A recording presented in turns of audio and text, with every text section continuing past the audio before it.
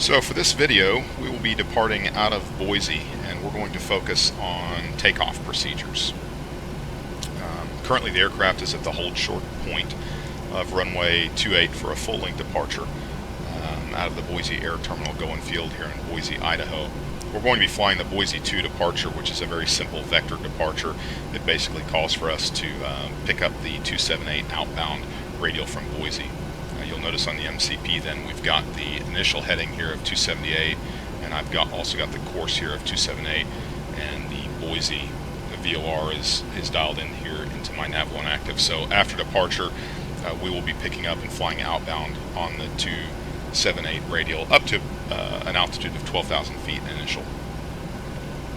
It's a simple departure, and that's good because for the purpose of this video, which is a live video, probably be going back and forth here and there to address some things that I didn't explain fully enough, or things that I forgot to explain. So it is a live video, keep that in mind. A couple things about this departure. Again, it's a simple departure, which is good because I want to focus on the takeoff procedure. This will be a flaps 1 takeoff. Flaps 1 takeoff. It'll be a reduced thrust takeoff. So we've chosen takeoff 2 and a select temp of 33, which gives us an N1 for the departure of 87.1. But we've selected a max climb, and that's pretty typical profile for Southwest to have a derated takeoff but a max climb. It'll be a flaps 1 departure, which is also fairly typical for Southwest. And to the best of my ability during this departure, I'll be flying what we know of Southwest procedures. So to that end, at 400 feet, I'll select a roll mode. I'll talk about that here in a minute.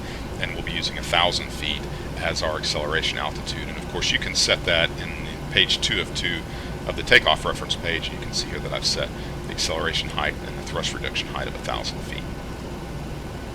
So briefly to describe what we're going to be doing here during the takeoff roll, once I taxi to position, this will not be a rolling departure, so I'll come to a full stop. I'll manually brake the aircraft. I'll advance the throttles up to between 35 to 45%. Once we've got stable N1s, I'll select toga. I will be using the auto throttle for this departure, which also is standard for Southwest. So the auto throttle system will advance the power up to our takeoff power of an N1 of 87.1. Passing VR, will rotate the aircraft 2.5 degrees per second, not to exceed about 25 degrees nose up. At positive rate, I'll get the gear up. Passing 400 feet, I will select a roll mode. So the roll mode is either going to be LNAV or heading select, one of the two. LNAV is available for a departure where the initial route segment is within 5 degrees of your departure heading, and you see that on RNAV departures. This is a vector departure, so for us, the roll mode that we'll choose is heading select, and again, I've already got the initial heading of 278 dialed into the MCP. So at 400 feet, I will select roll mode. In this case, I will select heading select. Passing 1,000 feet above field elevation, I will select level change and bug up speed. And the bug up speed is essentially the flaps up minimum maneuvering speed. So at 1,000 feet, which is our acceleration altitude, I will select level change, and I will adjust the MCP speed to reflect our bug up speed, and I'll explain that as it's going on. You'll be able to see what's happening with the bugs on the speed tape as we accelerate after takeoff. During that time, I will retract the flaps on schedule. So as I pass my bug up speed, I will go ahead and bring the flaps in. At that point, we'll be in clean configuration. We'll maintain our bug up or slightly above bug up speed until we reach 3,000 feet above field elevation. And at 3,000 feet above field elevation, I will bug 250 knots. Now, I've used my baro to set 3,000 feet above field elevation, so that I'll know at 6,121 is roughly 3,000 feet above field elevation. I will use that as my reference to go ahead and bug 250 knots. So that's in essence what we'll be doing. I'll explain it as we go. My goal is to keep this video within about 15 minutes, so that hopefully I'm able to keep your attention a little bit. And without holding on anymore here, I'll go ahead and take the active runway and begin the takeoff roll.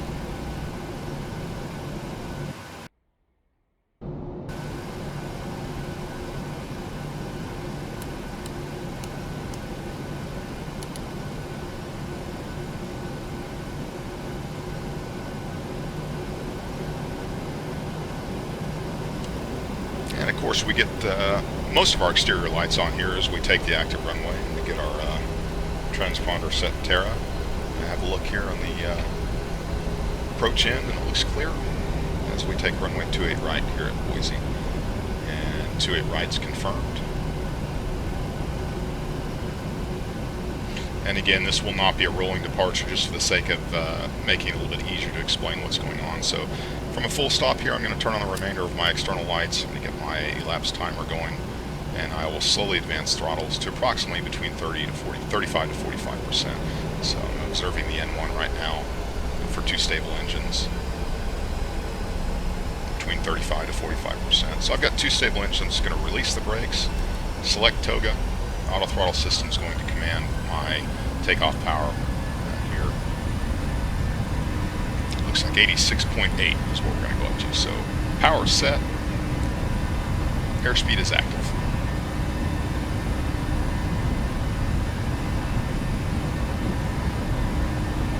Knots. At V1, I will take my hand off the power lever so that I've got both hands on the control column. V1. Rotate. V2. And rotate here at about 2.5 degrees per second up to no greater than about 25, and I'm flying the flight director bars right now. At 1,000 feet per second climb here, my gear comes up. That's positive rate of climb.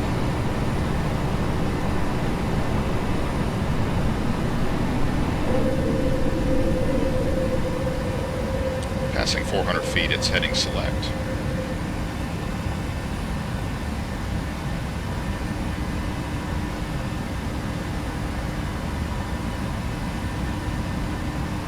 And passing 1,000 feet, it's level change, and I'm going to bug my up speed here, just above. So 202 knots is what that gives me. This will cause my flight director bars to command a nose down angle here by a few degrees as I accelerate through flap retraction speeds. Above 1,000 feet, I'm going to go ahead and select the Command A. Make a shallow left-hand turn here to pick up the outbound radial. So that's my bug up minimum maneuvering speed, or my flaps 1 minimum speed. So I'm hitting bug up minimum maneuvering speed, so my flaps come in.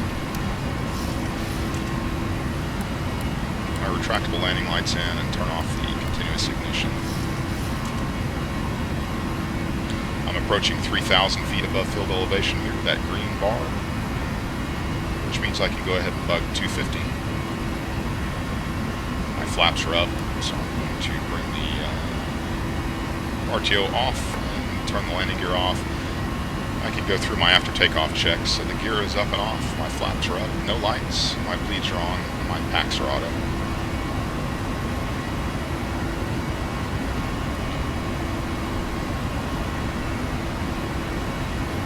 VOR is captured.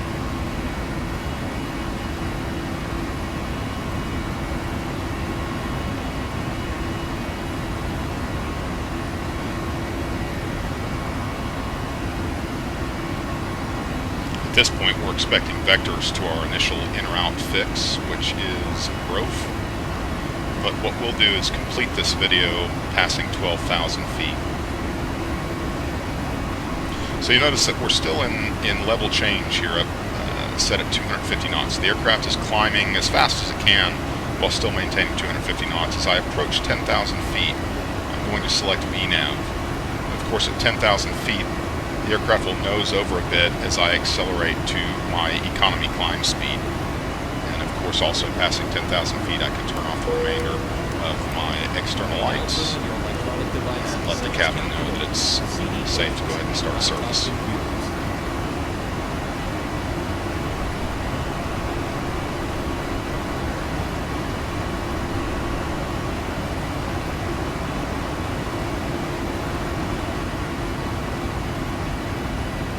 And so the nose is coming over here, and the MCP, or rather the FMC, is commanding, Flight Management Systems commanding 285 knots for the climb here above 10,000 feet. Come out of 11.7.